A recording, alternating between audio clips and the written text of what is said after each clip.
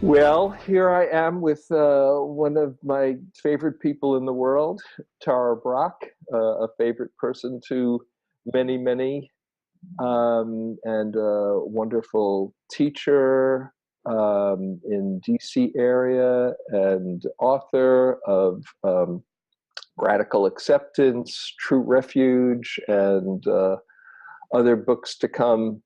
Um, who does just amazing things in the world and that I love dearly. So that's on a personal note. So hi, Tara. Hey, James, and thank you for doing. I think this is very cool what you're doing. Mm. Oh, Thank you. good. Well, it's my good karma to know really amazing people, and you're right up there on the list.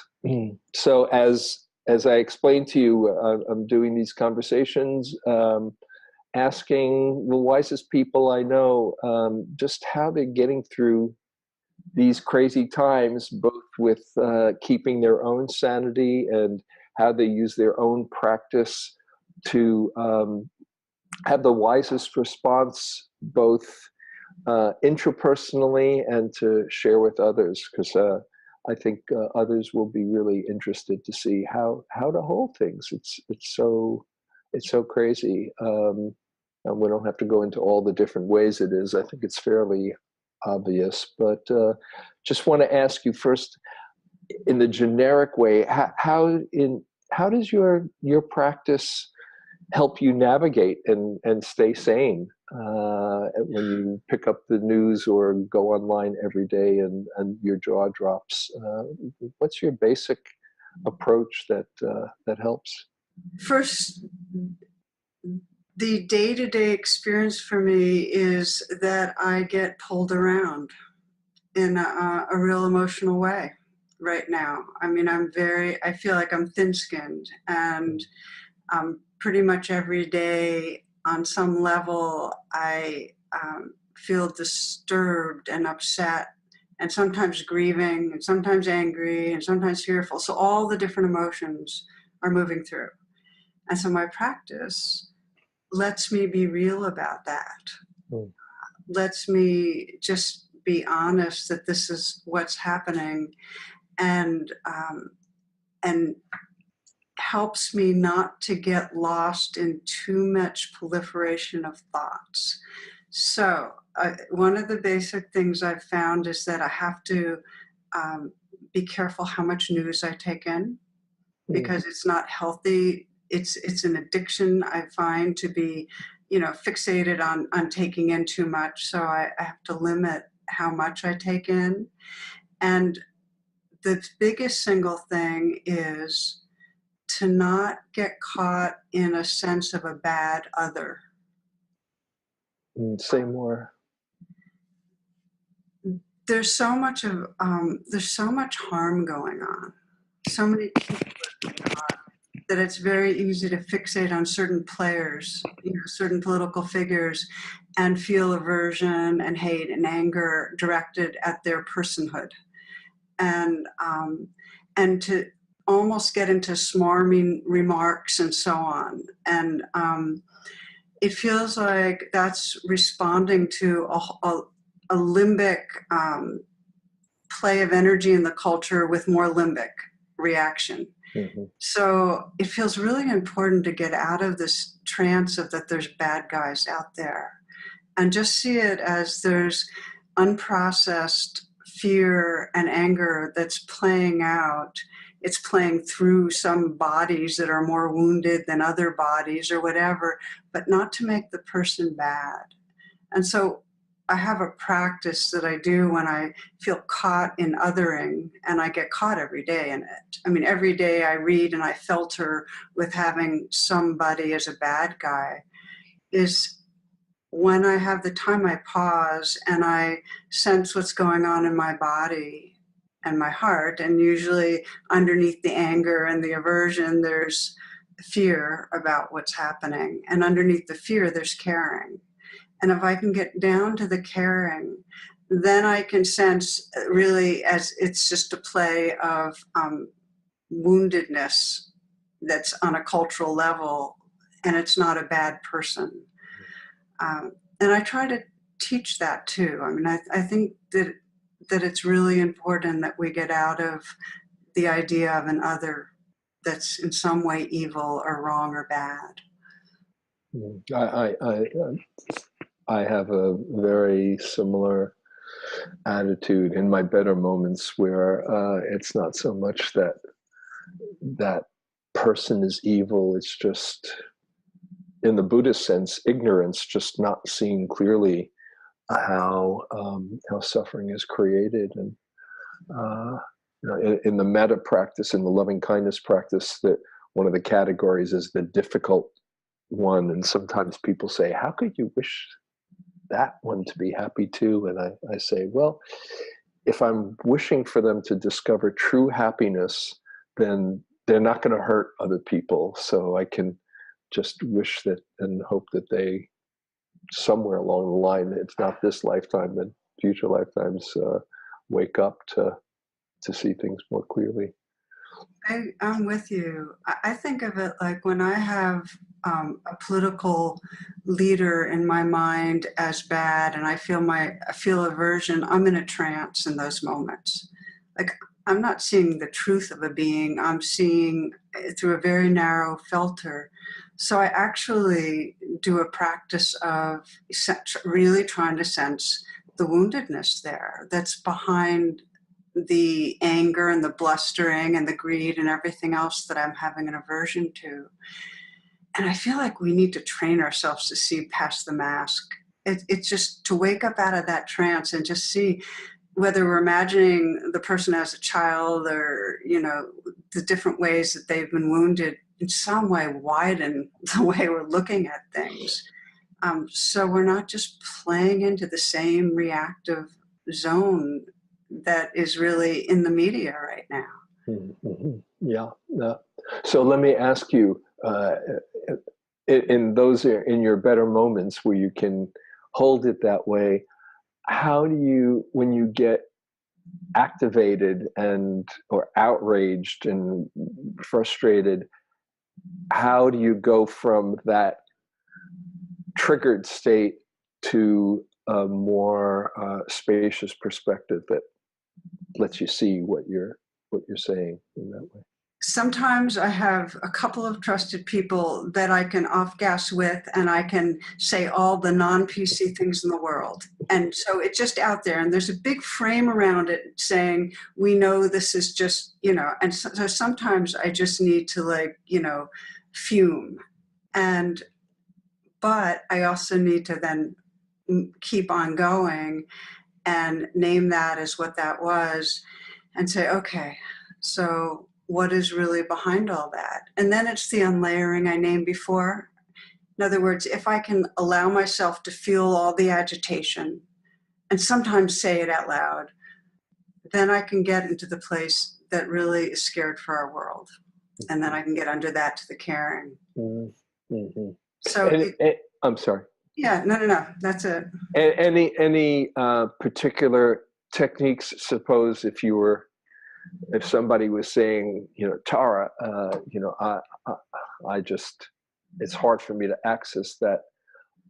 Any particular practices that you could suggest to somebody when they throw their hands up and say, I can't believe it, to, on a practical level that they can do? Yeah, in terms of the Buddhist practices, one of them is basic mindfulness, just to start naming what we're feeling and naming the unpleasantness of it, and then bringing really a lot of compassion. I'm putting my hand on my heart if you can't see it right now, just bringing a lot of kindness to what's being triggered off with, hand on the heart, saying, this is really hard. And we're really bringing our kindness to the world that's suffering, to sense that the world's in our hearts, and we're saying, oh, I'm so sorry it's like this right now. So that's one piece of it. The other piece is I think we need to be active, and it's like times that are disturbing and there's a lot of suffering, we need to act and act together. I find that when I'm talking to people that care and there's something we're doing, it's not like I can act on a lot of different levels and do a lot of different things, but in some way feel like we're serving the good and doing it together. Because that togetherness, as soon as I feel like I'm not alone in it, like we're not all in our own little compartments hearing bad news about the world, but we're caring together and acting together, then there's a sense of we don't know how things are going to work and we can't know, but we feel a sense of alignment with our hearts and a sense of belonging because we're in some way taking the next step towards healing. And Mhm. that feels really important. Yeah, two things that you're reminding me of. One is this line that I love from Angeles Arian, who says, "Action absorbs anxiety." When you're kind of in gear, at least you got someplace for all that energy to be harnessed and do something with. And the other is just as you're saying about connection. I love this study that Mary Pfeiffer writes about in the Green Boat, which is a beautiful book about how all these studies, when you hold somebody's hand, your threshold for pain, emotional and actual physical pain, goes way higher, and you're sharing in the pain, and you have more capacity to find some balance and skillful response. It's so, so true. I think that everything, everywhere that there's suffering has to do with us feeling separate and scared. And in the moments that we feel we're in this together, and I sometimes will just reflect on, and Joanna Macy has a lot of really wonderful exercises like this, where you just remember all the people that are caring. Mm. And there's so much going on right now. It's like on one level, there's, it looks like, the country, at least the United States, is just deconstructing on every possible level.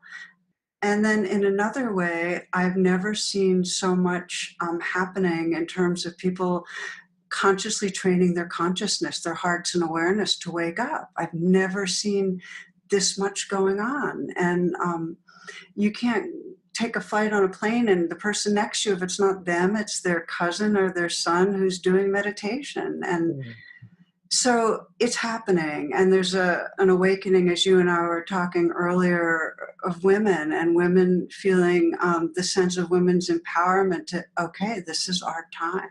This is our time to bring the sacred feminine up and out, because the world is basically the dis-ease of the world is the lack of the sacred feminine, the lack of that real loving and reverence towards life.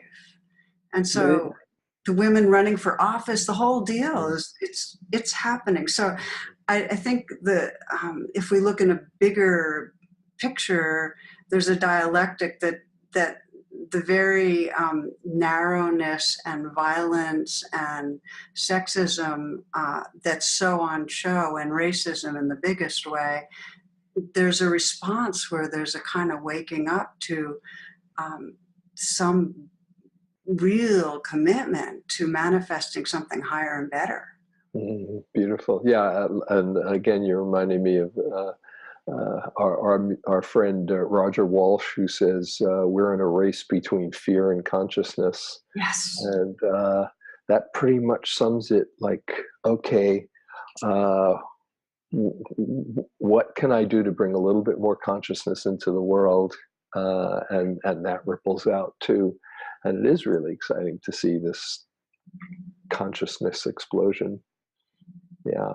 You know that that Arnold Toynbee prophecy, the great historian, who says in the 20th century, he said he thought that perhaps the most significant development in the 20th century would be Buddhist principles, Buddhism coming to the West, and whether you call it Buddhism or understanding interconnectedness or that non-separation. It's kind of interesting to see this explosion of consciousness and seeing ourselves in a different perspective. And the fact that it's happening simultaneously, that we're having this, you know, the primitive brain, the survival brain is acting out in a way that in my lifetime I've never seen so ferocious, Mhm. you know, with sexism and racism and violence and greed. It's really like explosive. And I've also never borne witness to more integrated brain and heart mind um, trying to wake itself up in, you know, all the different forms that we're seeing, and it's all at the same time. So yeah. It is pretty amazing, isn't it? Here we are. And you were telling me something before we got on this that was really intriguing to me. And you said that and you and Jonathan are bringing mindfulness to the Senate and to Washington D.C. Say a little bit about that. That Yeah. sounds very encouraging for people. It was for me to hear.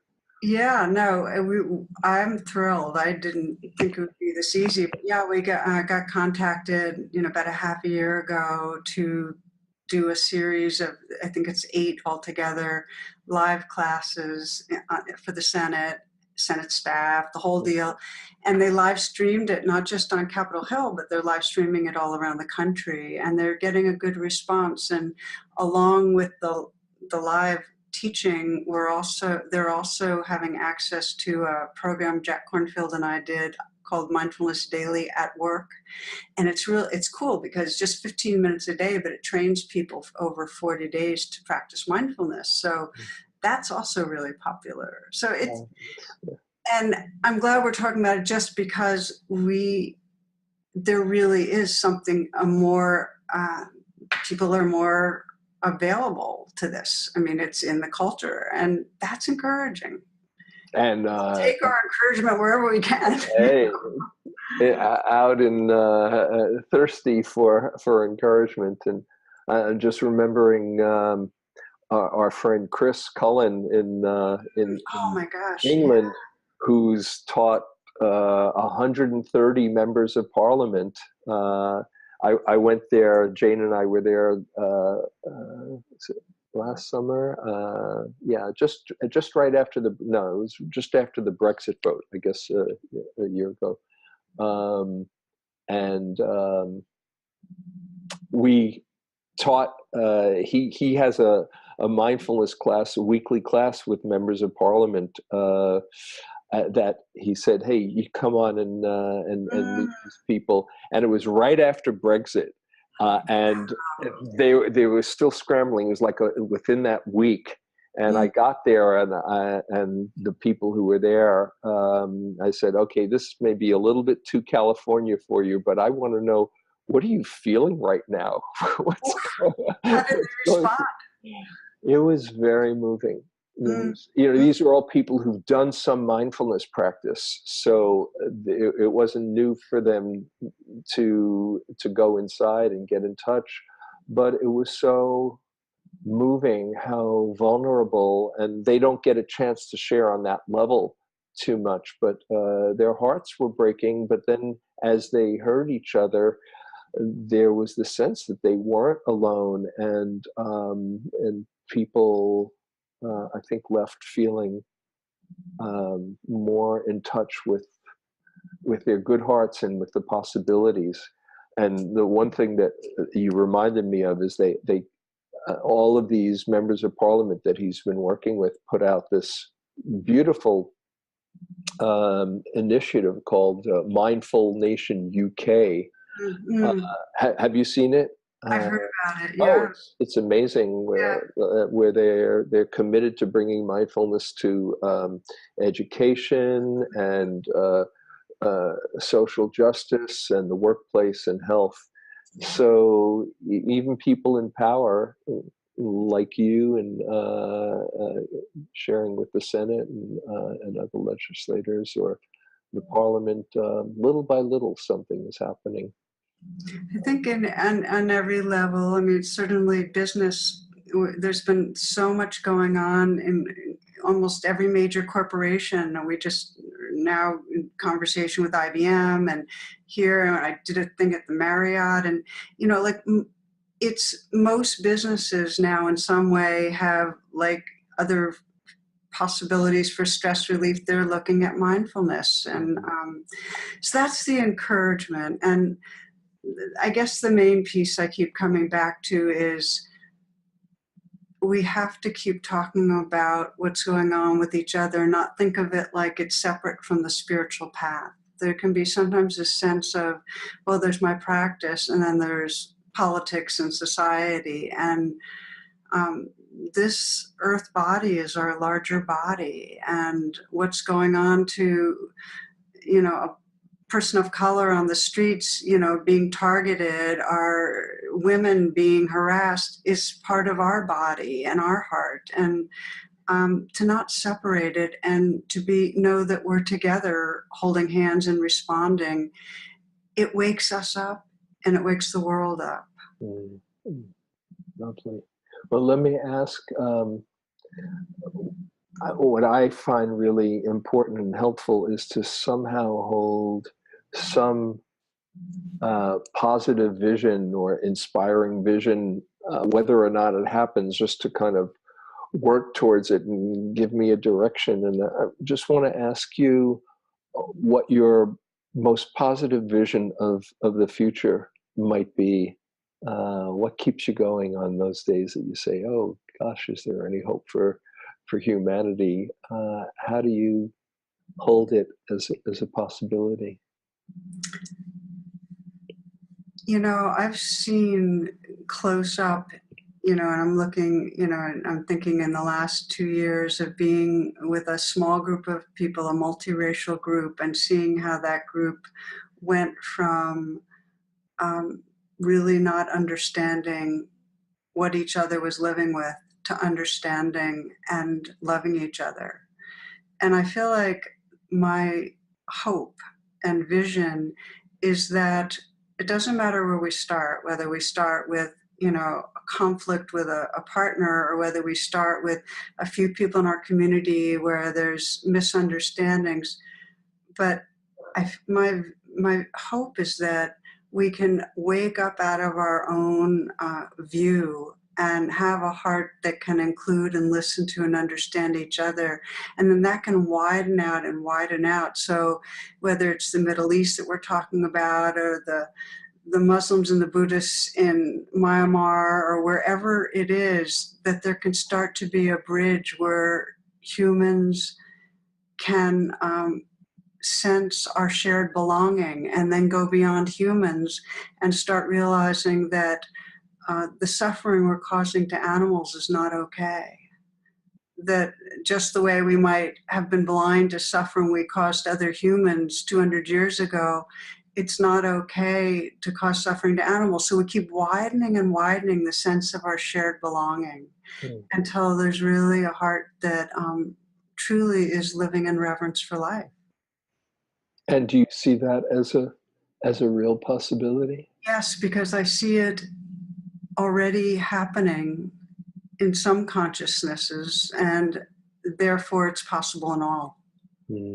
It's possible. When I think of hope, I don't think of hope as latching onto as an expectation. It's more of a sense of our potential.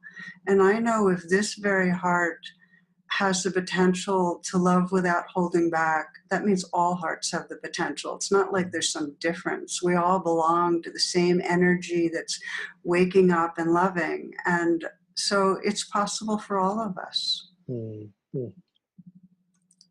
Lovely. Well, just to wrap up, one thing that occurs to me that's kind of spontaneously coming through, that if you'd be up to it, to maybe lead me and anyone listening in some kind of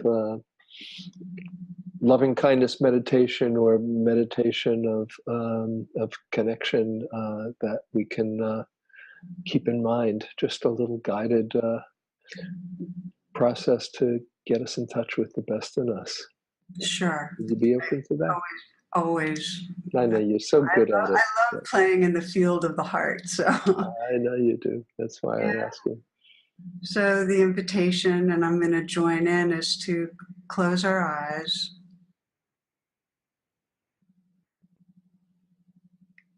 And in the stillness, let the awareness come into the body fully. So there's a sense of the aliveness that's right here.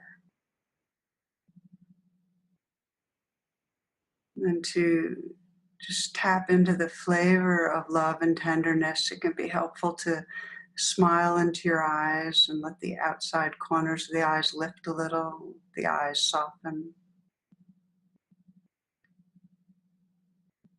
A slight smile at the mouth, letting a smile spread through the heart. Not to cover over, but just to make space for what's here.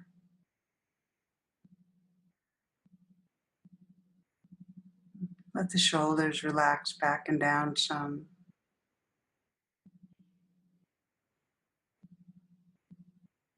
And feel the hands tingling. And if you widen the lens, just to feel the whole body alive with sensation.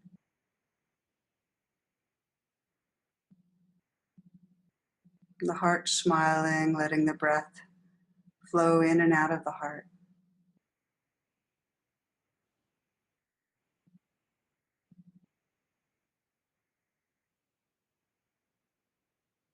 And sensing whatever in this moment in your heart's most asking for attention.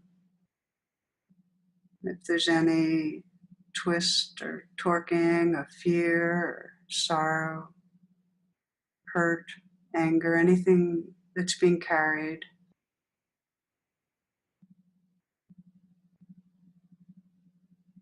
to let it be included in the light of awareness.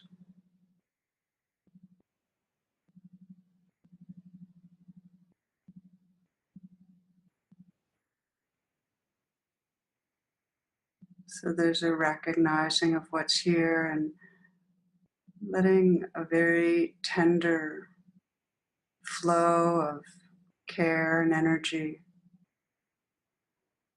bathe whatever's here in your heart.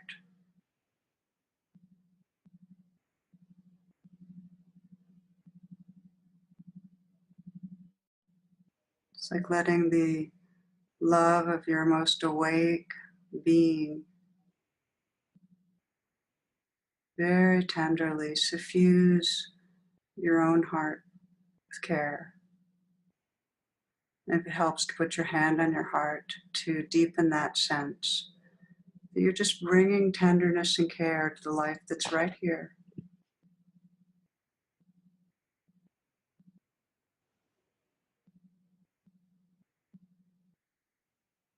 And sensing in this heart space, perhaps somebody that you know is suffering, is having a hard time.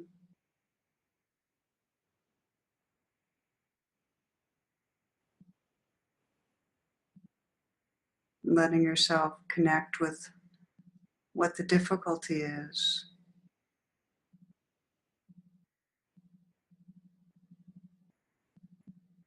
Just imagining and sensing that same light and love bathing that being.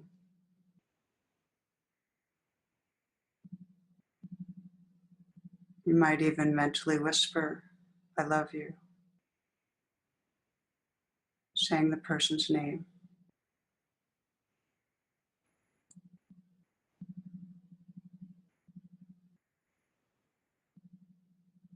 And then letting the heart space widen out edgelessly, boundlessly. As you sense the earth, our mother, in your lap and all beings in this heart space. Allowing whatever currents of suffering that are most obvious to be in your awareness, being held in this heart space.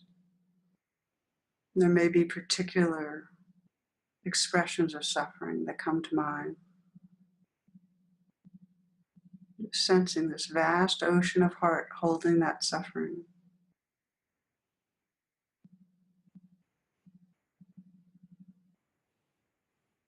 feeling your heart and your prayer of your most awake being suffusing the suffering with care.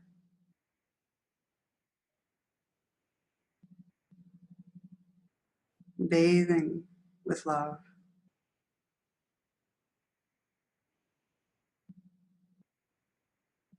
Sensing our shared prayer that all beings everywhere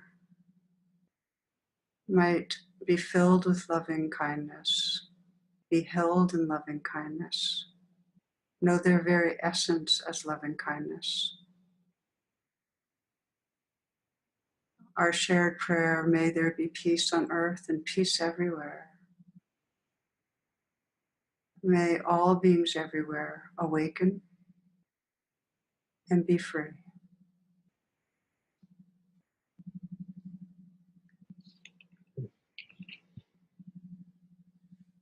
Namaste and blessings. Namaste. Thank you so much, Tara. Great hanging out with you. And you. Be well. Keep on doing your good work. Yeah, well, we're all truly, truly in it together, and it's liberating to know that. So many blessings. Many blessings. Be well.